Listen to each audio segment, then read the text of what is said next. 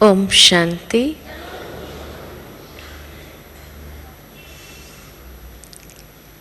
वर्तमान समय अनुसार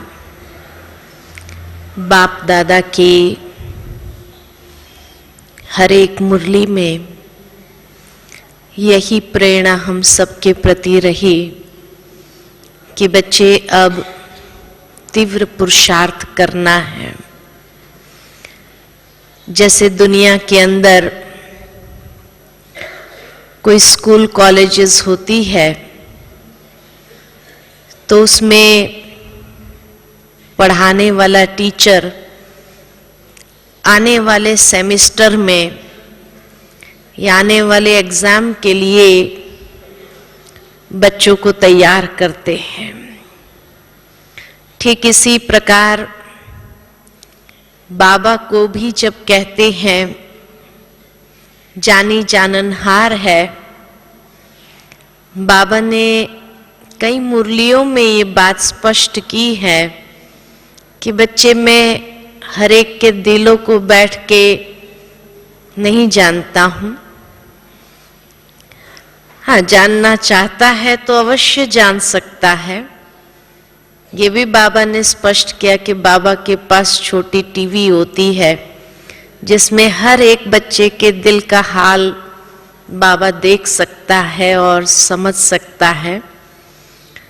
लेकिन बाबा समय को बहुत अच्छी तरह जानते हैं कि आने वाला समय कौन सा है, और उस हिसाब से हम बच्चों को तैयार करते हैं कि बच्चे ये समय के लिए ये स्थिति, ये पुरुषार्थ आवश्यक है, क्योंकि तभी हर बात जो सामने आएगी उसको पार कर सकेंगे।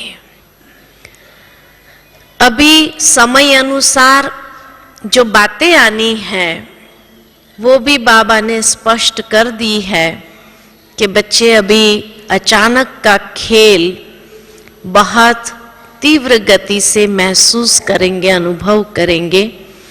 जो कभी सोचा नहीं होगा वो बातें सन्मुख में देखेंगे, महसूस करेंगे, और इसीलिए स्वयं को तैयार करने की आवश्यकता है। दो बातों के प्रति बाबा का इशारा रहा। पहली बात तो नष्ट मोहा बनना है, और दूसरी बात जो बाबा कहते हैं एवर रेडी बनना है। नष्ट मोहा बनना है तो बाबा ने कहा कि देह भान से भी नष्ट मोहा, ये स्थिति है जिसके लिए हमें अपने आप को तैयार करना है। दूसरी बात, जब भी बाबा हम बच्चों को कहते हैं कि बच्चे एवर रेडी बनो, और जब बाबा कई बार हाथ उठवाते हैं बच्चे अपने आप को एवर रेडी समझते हो, तो मेजॉरिटी बच्चे हाथ खड़ा कर देते हैं कि हाँ बाबा कभी भी बुलाएं हम तैयार हैं, हम रेडी हैं। लेकिन एवर रेडी किसको कहा जाता है? एवर रेडी का मतलब ये नहीं कि बस हम तैयार हैं, बाबा कभी भी हमें बुलाएं अपने पास, हम तैयार हैं। नहीं, क्योंकि दुनिया की हालातें और साथ साथ जो संबंधों में अनेक प्रकार के संस्कारों के टकराव हो रहे हैं, उससे तो सभी ऊब चुके हैं, और जब ऊब चुके हैं तो तैयार है ही है जाने के लिए। आज किसी को भी अगर पूछो मधुबन चलना चाहते हो, कहेंगे हाँ हम एवर रेडी है, तैयार है। लेकिन मधुबन तक आने का भाड़े का पैसा है नहीं, इतना भी हमारे पास जमा न हो तो मधुबन कैसे पहुंचेंगे? खाली सोच लिया कि हाँ बस हमको जाना है मधुबन, उससे कोई मधुबन थोड़ी पहुंचा जाता है। दुनिया में तो फिर भी कोई टिकट का पैसा दे देंगे और आप यहां तक पहुंच जाएंगे। लेकिन जब रिटर्न जर्नी पर है हम, तो ये रिटर्न जर्नी पर ऐसे ही थोड़ी जाना होता है। और इसीलिए बाबा ने हम बच्चों को सावधान किया कि बच्चे अब जब रिटर्न जर्नी पर चलना है तो खाली ये सोच लेने से नहीं चल पड़ेंगे कि हाँ बस हम तैयार है। नहीं, उसके लिए भी जमा का खाता बहुत आवश्यक है। और 3 जमा के खाते की बाबा ने बात की। सबसे पहला जमा का खाता जो बाबा ने बताया वो था स्वपुरुषार्थ द्वारा प्रारब्ध का खाता जमा करना। दूसरा खाता जो बाबा ने बताया वो था कि सर्व को सुख दे करके संतुष्ट करते हुए दुआओं का खाता जमा करना। और तीसरा बाबा ने कहा कि सेवा करते हुए पुण्य का खाता जमा करना। जितना हम सेवा करते जाते हैं तो सेवा के रिटर्न में पुण्य का खाता हमारा जमा होता जाएगा। तो ये 3 खाते जमा है हमारे, क्योंकि जिसके ये 3 खाते जमा होंगे उसको कहेंगे एवर रेडी। लेकिन जब बाबा ने बच्चों के ये जमा के खाते को देखे तो क्या देखा कि जितना होना चाहिए उतना नहीं है। तो तैयार कैसे हुए? अगर है ही नहीं, जो जमा का खाता हमारे पास थोड़ा बहुत है उससे हमारा प्रारब्ध क्या हो सकता है? ये तो सोच सकते हैं। क्या राजा रानी का प्रारब्ध होगा, महाराजा महारानी का प्रारब्ध होगा, रॉयल फैमिली का प्रारब्ध होगा? कौन सा प्रारब्ध होगा? बाबा ने जब स्पष्ट कह दिया कि जितना होना चाहिए, माना सतयुग के लिए जितना होना चाहिए उतना नहीं है, तो यहां से बाबा उठा ले कहां जाके रखेगा? स्टेटस हमने अपना फिक्स किया नहीं, पोजीशन अगर हमने अपने फिक्स की नहीं, तो बाबा कहां जाके प्लेस करेगा हमें?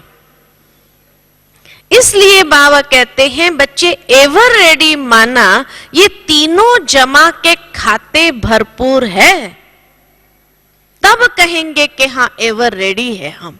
अब बाबा कभी भी हमें बुलाए, लेकिन जमा है ही नहीं तो फिर एवर रेडी किस हिसाब से हुए हम? अब जो दुआओं का खाता और पुण्य का खाता है, कई सोचते हम सेवा इतनी करते हैं ना, हमारे पास तो पुण्य का खाता जमा है ना। कई सोचते हमने कईयों को सुख दिया है, संतुष्टता दी है, तो दुआओं का खाता तो है ना। स्वपुरुषार्थ में हमें टाइम नहीं मिलता है तो क्या करें? लेकिन ये दुआओं का खाता और पुण्य का खाता ये सपोर्टिव है, बेस है स्वपुरुषार्थ द्वारा प्रारब्ध। प्रारब्ध जो बनेगा वो स्वपुरुषार्थ से ही बनेगा, वो दुआओं के खाते से नहीं बनेगा, पुण्य के खाते से नहीं बनेगा। ये हमारे बुद्धि के अंदर स्पष्ट हो जाना चाहिए कि अगर मुझे भविष्य का प्रारब्ध बनाना है तो स्वपुरुषार्थ को अंडरलाइन करने की आवश्यकता है। जो दुआओं का खाता है वो हमें कहां उपयोगी होगा? वो बाबा कहते हैं कि अंतिम समय के जो पेपर आएंगे, भयानक पेपर आएंगे, ऐसे पेपर को क्रॉस करने में दुआओं का खाता लिफ्ट का काम करेगा। कि लिफ्ट में जैसे आप चढ़ जाते हैं इसी प्रकार आप पार कर सकेंगे, क्योंकि जो अंतिम पेपर आने हैं सबके सामने, ये पेपर पास करने के लिए भी दुआओं का खाता बहुत जरूरी है। कई प्रकार से पेपर आएंगे, शारीरिक हिसाब किताब से पेपर आएंगे, परिस्थितियों से पेपर आएंगे, प्राकृतिक आपदाओं का पेपर आएगा, तो ये सब पेपरों को क्रॉस करने के लिए जितना मैंने दूसरों को सुख दिया है, संतुष्ट किया है, उसकी जो दुआएं हैं, वो दुआएं उस वक्त मुझे उस पेपर को पास करने में एक सहजता प्रदान करेगी। या जिसको दूसरे शब्द में कहे तो मक्खन से बाल निकल जाएगा। तो दुआओं का खाता ये अंतिम पेपर को पास करने के लिए है। पुण्य का खाता कहां उपयोगी होगा? जो हमने सेवा की है उससे जो पुण्य कमाया है, वो पुण्य का खाता द्वापर के बाद, बाबा हम बच्चों को कई बार कहते, बच्चे इसी जन्म को इतना अमूल्य जन्म क्यों कहा गया है? क्योंकि इसी जन्म में 84 जन्म का हम जमा कर लेते हैं।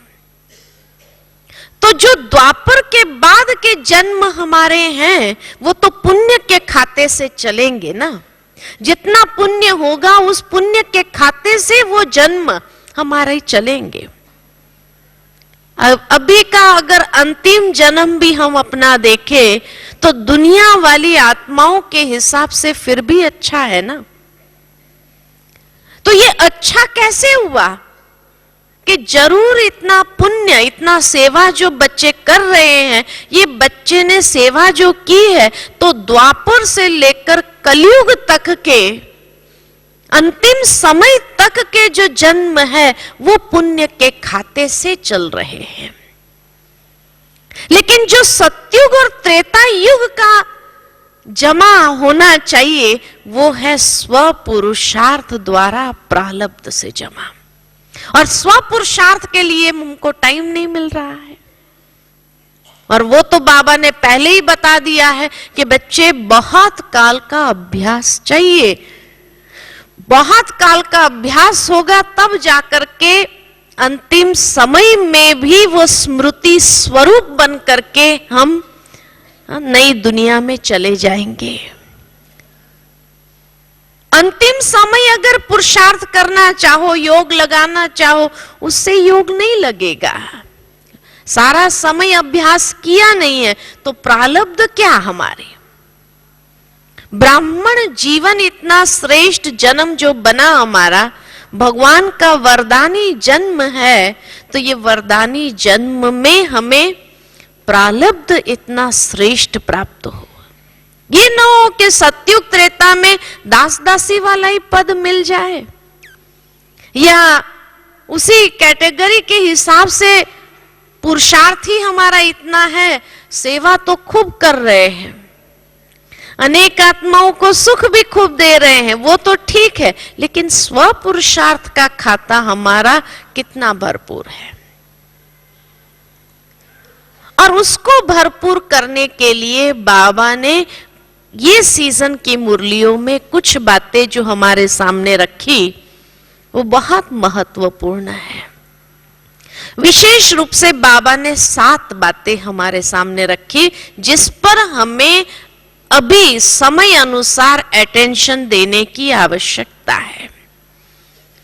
जो सबसे पहली बात बाबा ने कही, बच्चे कर्मों की गुह्य गति को समझते हुए अब अपने कर्मों पर अटेंशन दो। कर्मों में बाबा ने कौन सी बात देखी ब्राह्मण बच्चों में विशेष, वो है अलबेलापन। और उस अलबेलेपन के कारण ही हमारे कर्म साधारण हो जाते हैं। तब बाबा ने कहा बच्चे साधारण कर्म, साधारण संकल्प भी अगर होगा तो प्रारब्ध में बहुत बड़ा फर्क पड़ जाएगा। इसलिए अभी समय के हिसाब से हमें अपने कर्मों पर ध्यान देना है। और कर्मों पर ध्यान देने के लिए संकल्पों पर ध्यान देना आवश्यक, क्योंकि संकल्प है बीज और कर्म उसका प्रत्यक्ष प्रमाण है, वो संकल्प का स्वरूप है। कई बार बाबा ने ये भी बच्चों को समझाया कि बच्चे बहुत अच्छे अच्छे संकल्प कर लेते बाबा के सामने, संकल्प तो इतने बढ़िया करते हैं कि बाबा भी जब वो संकल्प सुनते हैं ना तो बाबा भी खुश हो जाते हैं कि वाह बच्चे, अगर ये संकल्प को पूरा कर लिया ना तो बाबा भी इनाम दे देगा। लेकिन जब प्रैक्टिकल कर्म में आते हैं तो बहुत बड़ा अंतर है। वो संकल्प और कर्म में समानता नहीं है। तो कर्म और संकल्प दोनों को एक करके वो कर्म को श्रेष्ठ करते हुए आगे बढ़ना, क्योंकि प्रत्यक्ष कर्म ही हमारे प्रारब्ध को जमा करेगा।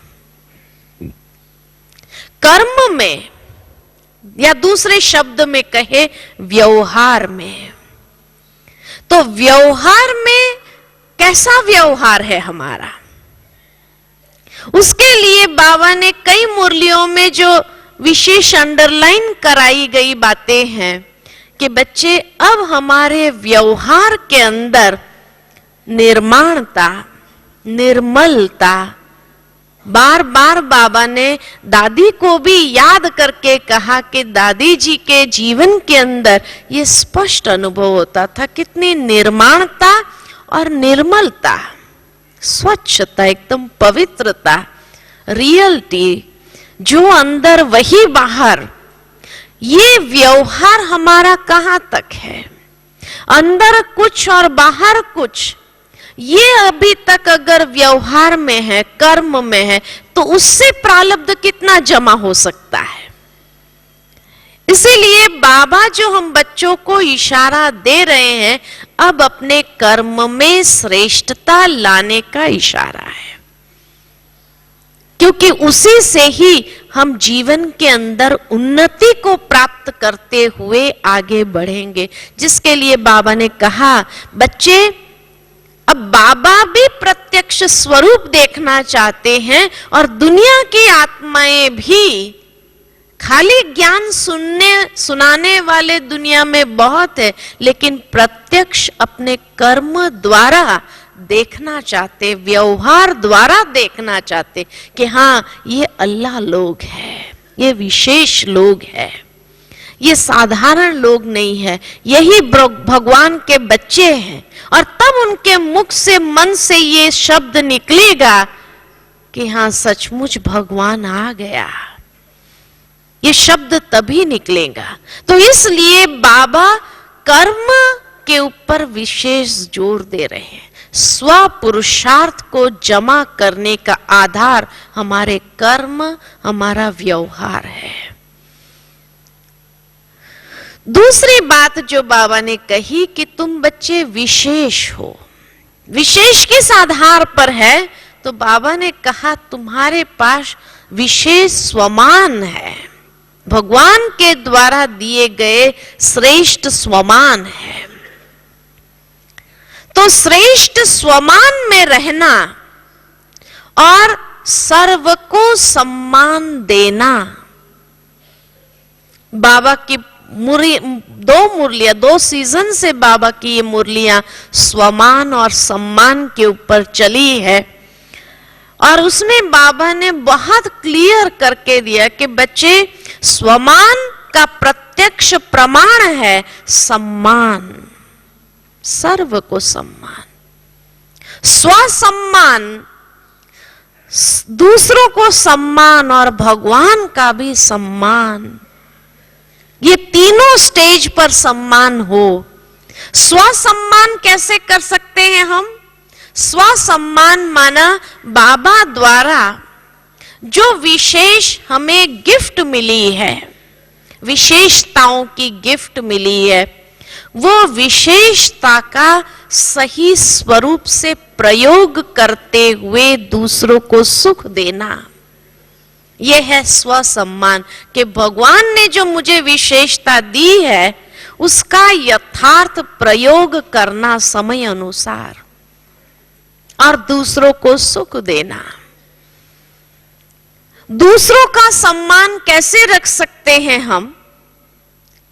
तो दूसरों की बातों को अगर काटते रहेंगे उसको सम्मान नहीं कहा जाता, लेकिन अपनी स्वमान की स्थिति से दूसरों को भी समर्थ बनाना, यह है उसका सम्मान करना। दूसरों को भी शक्तिशाली बनाना। ऐसे हमारे वचन हो कि कोई हिम्मतहीन हो रहा हो तो उसको भी हिम्मत देना, यह है उसका सम्मान करना। और उसको आगे बढ़ाना, ऐसी प्रेरणा देना, यह है उसका सम्मान करना। तो ये हम कहां तक अपनी वाणी का प्रयोग करते हुए भी दूसरों में हिम्मत भरते हैं। ये है दूसरी आत्माओं का सम्मान करना, के हिम्मत भर के उसको भी समर्थ बनाना कि वो भी माया जीत जगत जीत बन जाए। ऐसी हमारी सम्मान स्वमान की स्थिति हो। और तीसरा है भगवान का सम्मान करना। भगवान का सम्मान करना माना बाबा की हर श्रीमत पर चलना। कभी कोई भी श्रीमत की अवज्ञा न हो, उसको कहते हैं भगवान का सम्मान करना। तो स्वमान में स्थित है, उसका प्रत्यक्ष प्रमाण है सम्मान। ये कहां तक है?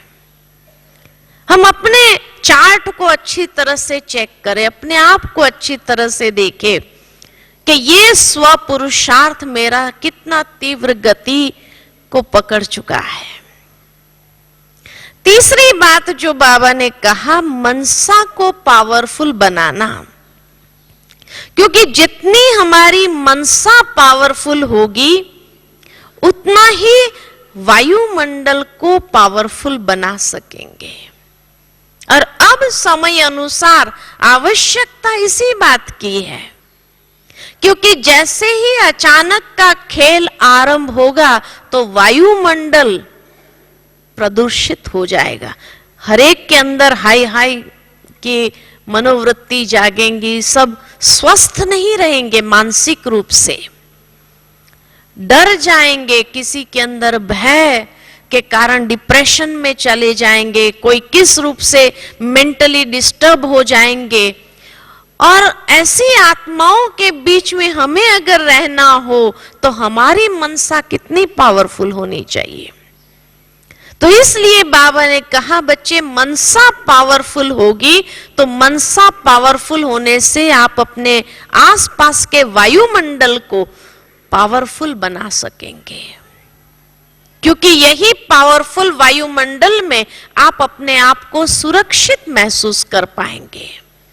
यही वायुमंडल, यही मनसा पावरफुल जितनी है उतना हम अपने आसपास एक ओरा क्रिएट करेंगे। जितनी मनसा पावरफुल है तो वो वाइब्रेशंस, जितने वाइब्रेशंस फैलेंगे वो वाइब्रेशन हमारे आसपास एक प्रभा मंडल तैयार करेगा और उस प्रभा मंडल में हम अपने आप को सुरक्षित महसूस करेंगे। ये प्रभा मंडल ही हमारे लिए कवच बन जाएगा कि जिस कवच के अंदर कोई प्रवेश नहीं कर पाएगा, कोई नेगेटिव संकल्प भी आ नहीं सकता है। चाहे अचानक का खेल कितना भी हो, लेकिन उस अचानक के खेल में भी हम अपने आप को शक्तिशाली समर्थ महसूस करते हुए दूसरों को भी सहयोग देने के लिए तत्पर रह सकेंगे। क्योंकि बाबा ने कहा है कि ऐसे समय पर ही आप बच्चों का रोल और अधिक पावरफुल हो जाएगा। हर एक ब्राह्मण बच्चे के पास अनेक आत्माएं आएंगी, अंजलि प्राप्त हो जाए तो आपकी मनसा से ही आप उसको संतुष्ट कर दो, तो मनसा कितनी पावरफुल होनी चाहिए। हमारी आंतरिक मनोवृत्ति, क्योंकि मनसा को पावरफुल करने का आधार है हमारी मनोवृत्ति, हमारी दृष्टि, ये कितनी पावरफुल है। दृष्टि जितनी समर्थ होंगी, शक्तिशाली होंगी, तो देखते हुए भी भीतर से सशक्त रहेंगे। वृत्ति इतनी पावरफुल होनी चाहिए जो वृत्ति कहीं भी डगमगाए नहीं, कोई बात के पीछे आसक्त न हो, तब कहेंगे पावरफुल मनसा हमारी बनेगी। क्योंकि मनसा के अंदर ये सब बातें इंक्लूडेड हो जाती है, हमारी स्मृति भी आ जाती है, संकल्प भी आ जाते हैं, वृत्ति भी आ जाती है, दृष्टि भी आ जाती है, ये सब बातें और स्थिति, ये सब बातें मिलाकर के मनसा को तैयार करता है। कोई भी एक चीज हिलने वाली होगी, कहीं स्थिति हिल रही है, अगर दृष्टि ठीक नहीं है, शक्तिशाली नहीं है, मनोवृत्ति पावरफुल नहीं है, या संकल्प हमारे डगमगा रहे हैं, स्मृति स्वरूप हम नहीं बन पा रहे हैं, तो मनसा कैसे पावरफुल बनेगी? तो ये 5 बातों को लेकर के हमारी मनसा, क्योंकि ये सब मनसा से कनेक्टेड है, तो तब कहेंगे कि मनसा पावरफुल रहेगी। और मनसा जितनी पावरफुल, उतने वाइब्रेशंस जो निकलेंगे, वो वाइब्रेशंस एक प्रभा मंडल तैयार करेगा।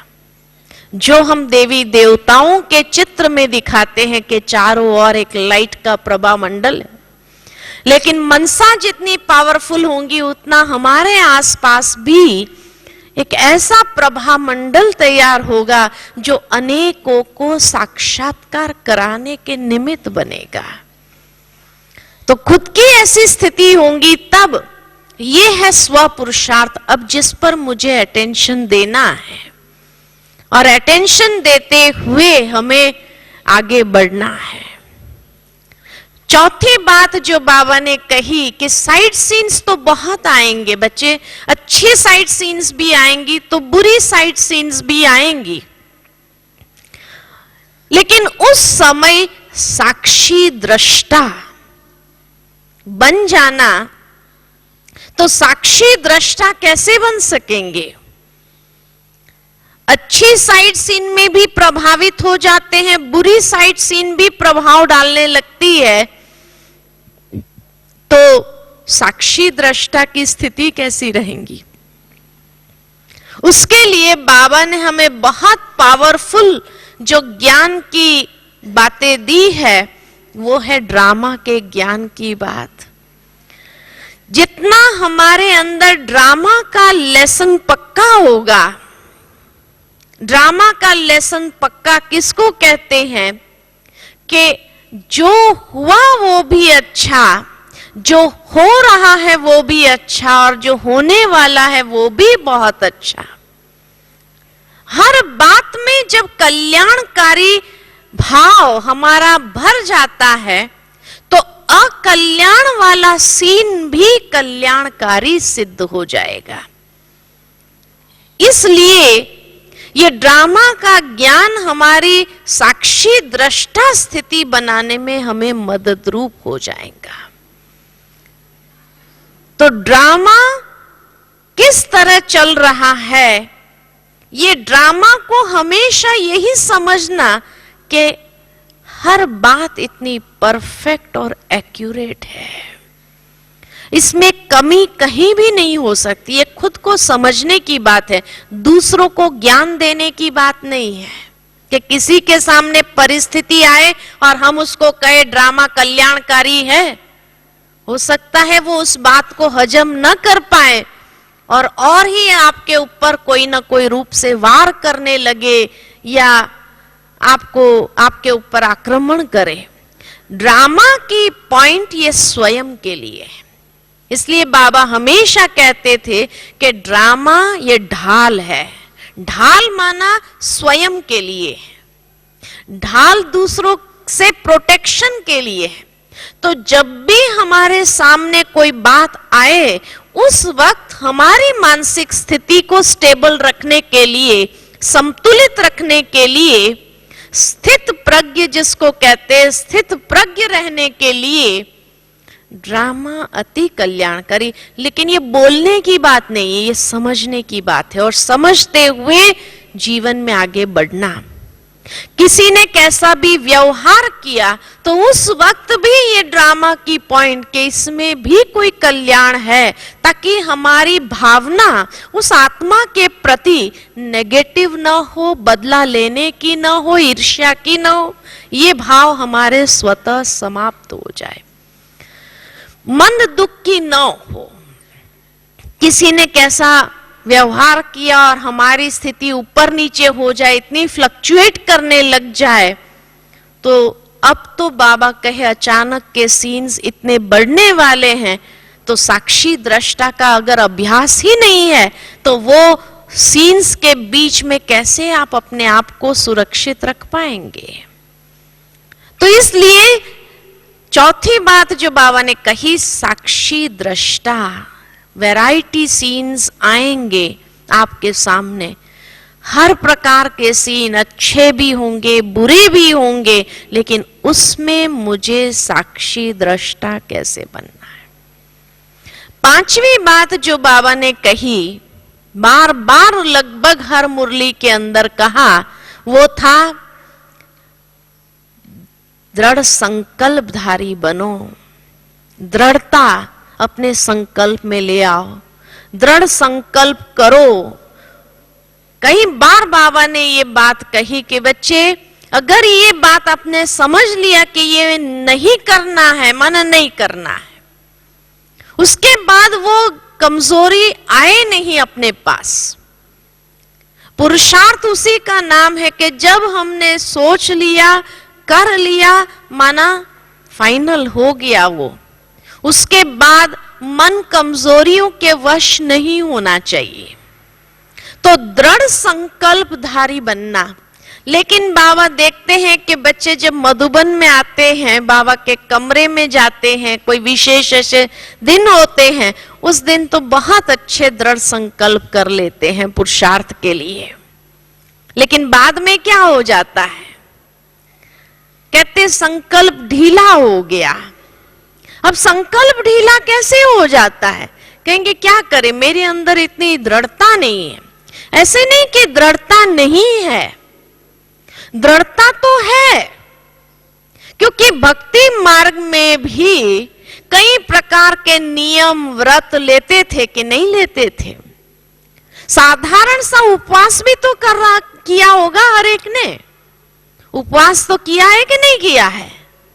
सारा दिन जब सोच लिया सुबह में आज मेरा उपवास है, तो कोई भी व्यक्ति आपके सामने बैठकर बढ़िया से बढ़िया चीज खाता हो तो भी आपको मन होता था? कभी नहीं होता था। तो दृढ़ थे ना। अगर भक्ति मार्ग में दृढ़ता थी तो ज्ञान मार्ग में कैसे ढीली हो गई? तो ढीली नहीं हुई है, तो फिर कहां गई वो दृढ़ता?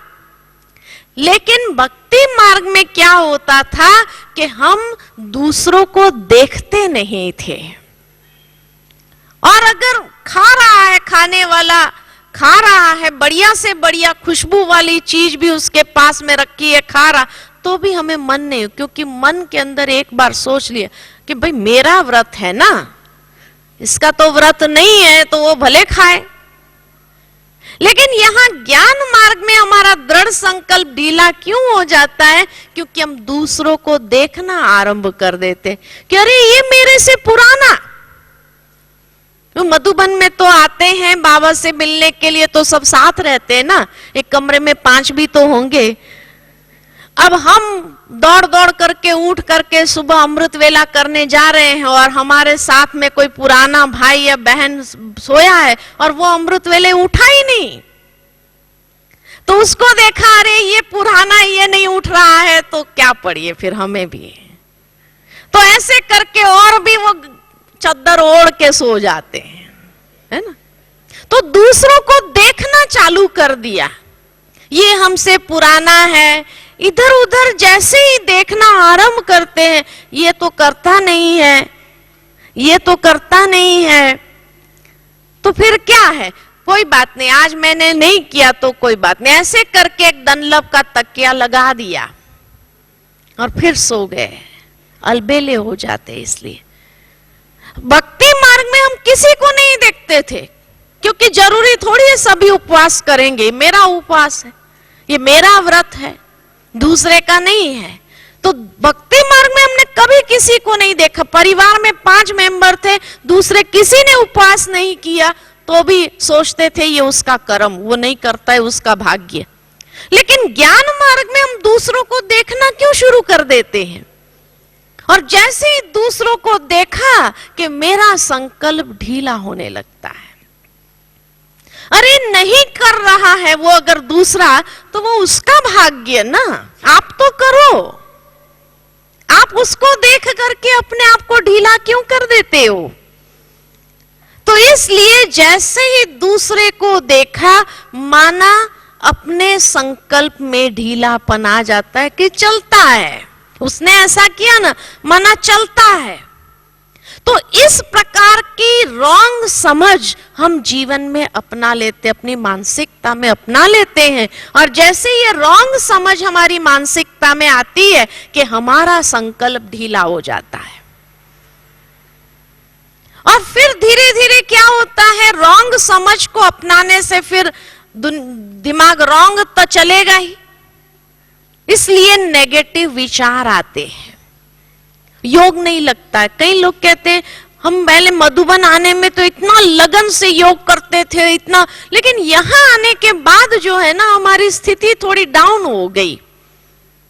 डाउन क्यों हुई? क्योंकि दूसरों को देखा तो हमारा दिमाग उल्टा चलने लगा। उल्टा चलने लगा तो जो सुख मधुवन में आकर के लेना चाहिए वो नहीं लिया। घर में थे तो किसी को देखते ही नहीं थे, कौन उठा कौन नहीं उठा पता ही नहीं था, इसीलिए चलता था, अवस्था अच्छी रही, मधुबन आने तक बहुत अच्छी रही। लेकिन यहां आकर के जब हॉल में 50 लोग हैं, 50 में से अगर कुछ लोग ऐसे हैं जो नहीं उठे तो हम ढीले हो गए। और हमारी मानसिकता में भी आ गया कि पता नहीं क्या है, मैं जो कर रही वो राइट है या ये जो कर रहे वो राइट है। और फिर नेगेटिव संकल्प चलने लग पड़ते हैं कि नेगेटिव संकल्प कि क्या सही भी है या मैं ही भाग भाग के कर रही हूं, मैं ही कहीं इनस्टेबल तो नहीं हूं, इस प्रकार के विचार आने लगते हैं। और नेगेटिव विचार आए तो नेगेटिव विचार कभी सुख की अनुभूति तो करने नहीं देगा। नेगेटिव विचार आने के बाद, व्यर्थ विचार आने के बाद सुख का अनुभव होगा क्या? कभी नहीं होगा। इसलिए मधुबन आने के बाद और भी डाउन हो गए। ये क्यों हुआ पता नहीं, वो उमंग उत्साह ही हमारा नहीं है।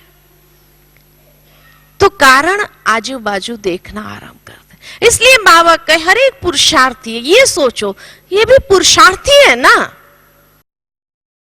शुभ भावना शुभ कामना रखो कि फिर भी उसने, समझो उसके कितने कड़े संस्कार होंगे, फिर भी उसने हिम्मत नहीं हारी कि अभी तक बाबा के मार्ग में चल रहा है, ज्ञान मार्ग में चल रहा है। तो ये तो विशेषता है ना उसकी। उसके कोई जन्मों के कड़े संस्कार होंगे जिसके कारण कौन नहीं चाहता है कि हम अमृत वेला उठे।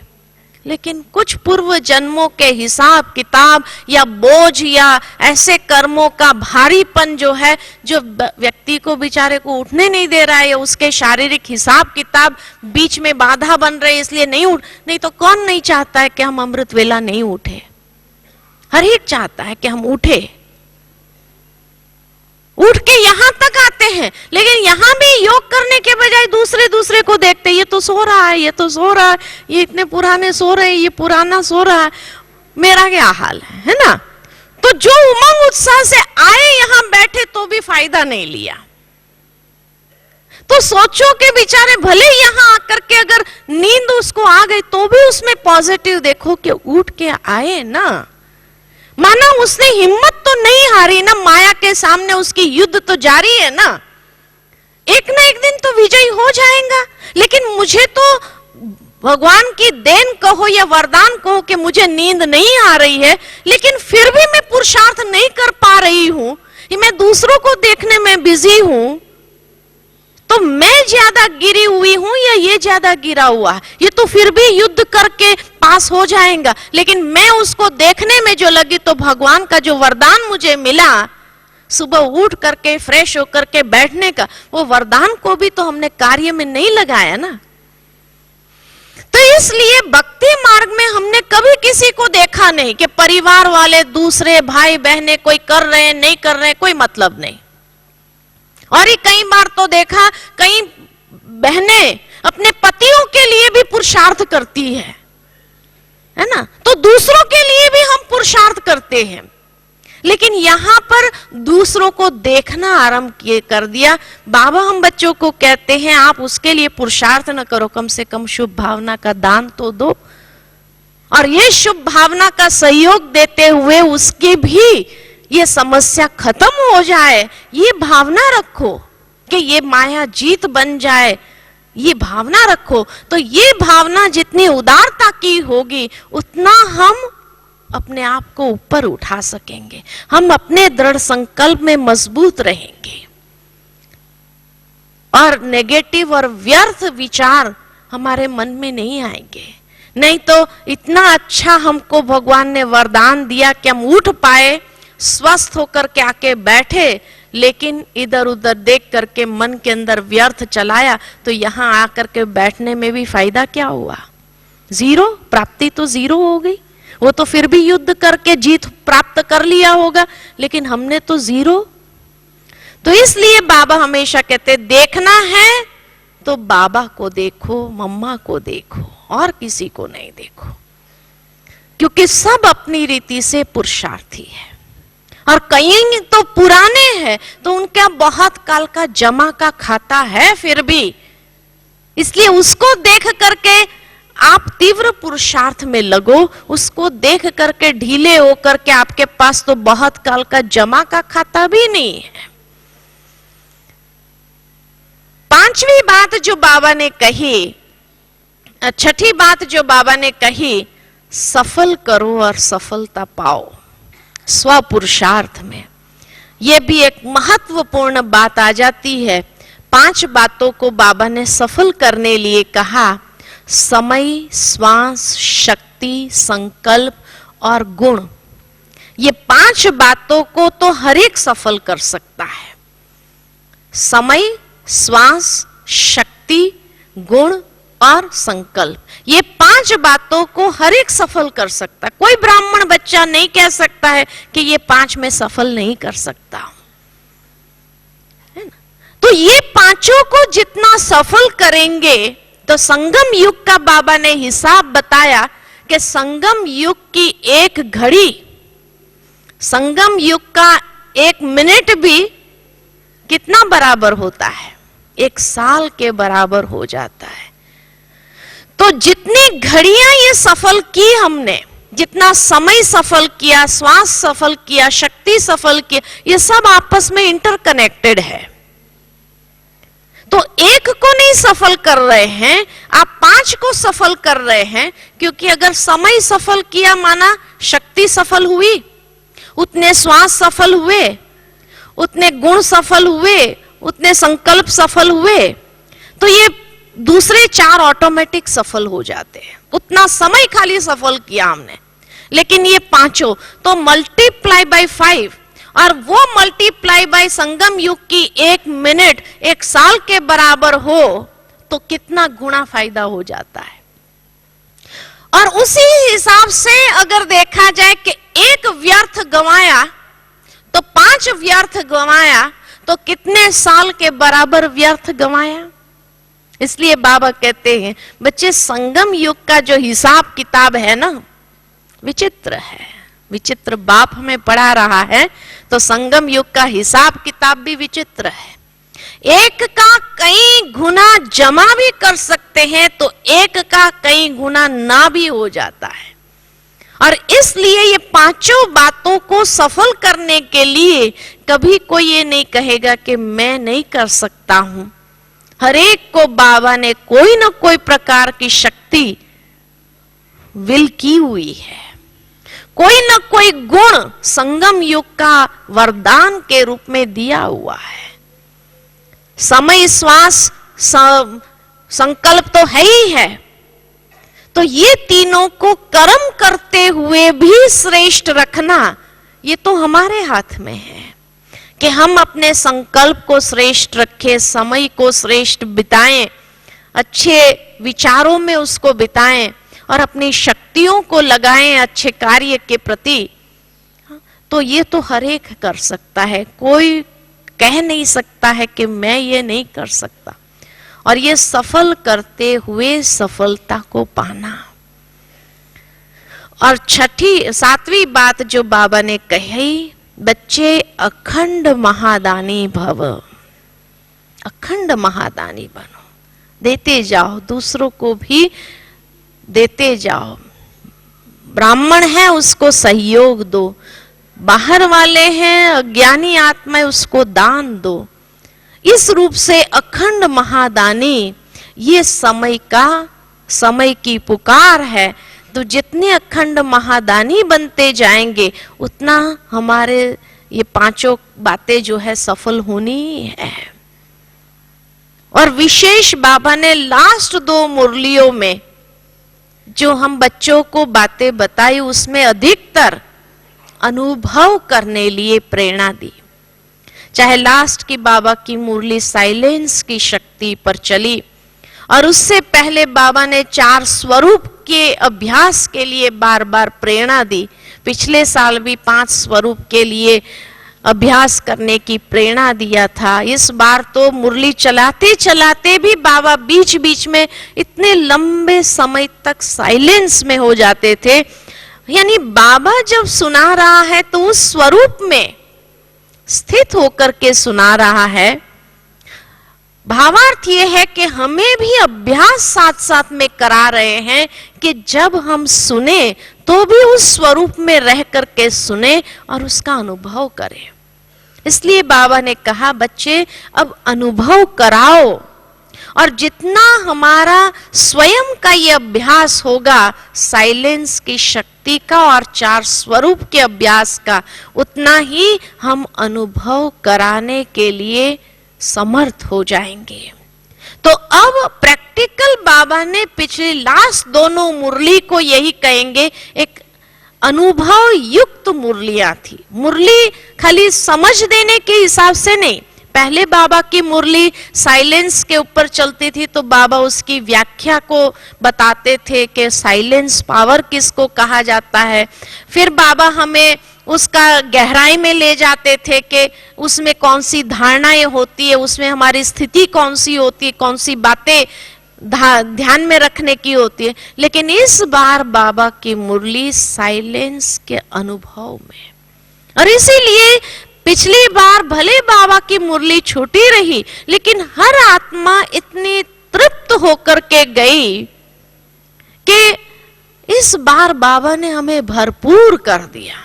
क्योंकि ये बाबा के वाइब्रेशंस जो थे लास्ट तक भी ये सारे हॉल के वाइब्रेशंस को इतना पावरफुल बना देते थे कि कोई आत्मा कहां भी बैठी होंगी उसको वहां बैठे भी ये महसूस हुआ कि नहीं, बाबा ने मुझे भरपूर किया, बाबा ने मुझे भरपूर किया। ये हर एक का दिल का आवाज था। तो कोई कहां भी था तो ये फीलिंग कब आएंगी, जब बाबा खुद उस स्थिति में रह करके जब मुरली चला रहे थे तो वो अनुभव बाबा प्रदान करते थे। तो बाबा की शक्तिशाली वो स्थिति ये सारे हॉल के अंदर ये प्रभा मंडल के रूप में इस प्रकार फैली कि लास्ट में बैठने वाली आत्मा भी अगर महसूस कर सके। तो इसलिए कहा कि हर आत्मा भी उस प्रभा मंडल में जैसे आ गए और किसी के मन के अंदर और कोई संकल्प नहीं रह चला, लेकिन हर आत्मा अंदर से तृप्त होती गई।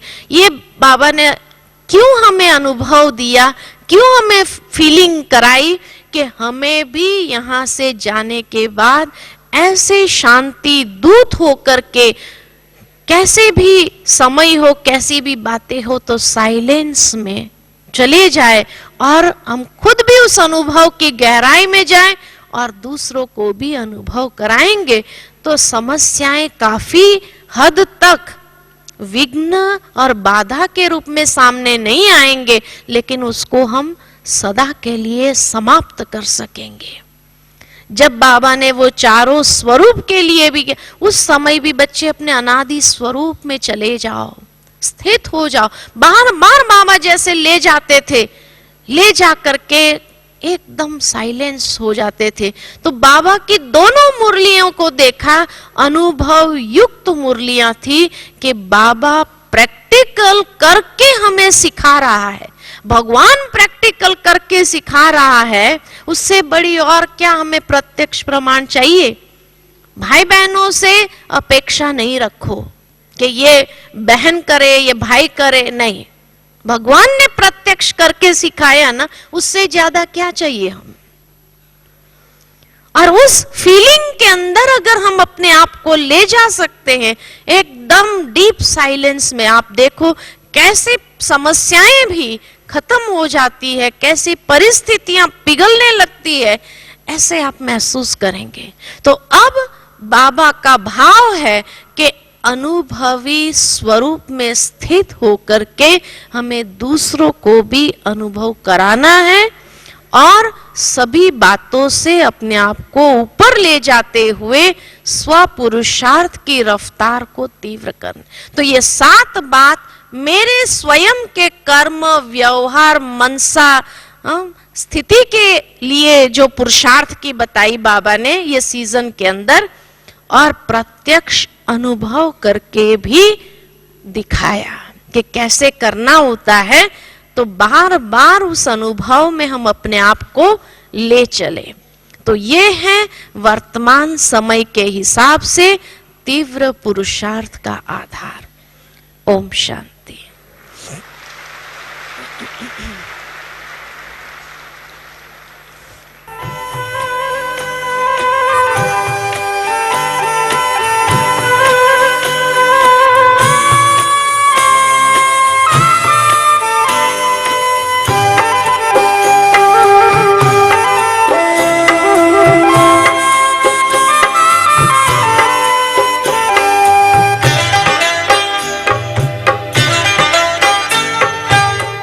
आरज़ू है आप पर अपने को अब अर्पण करें,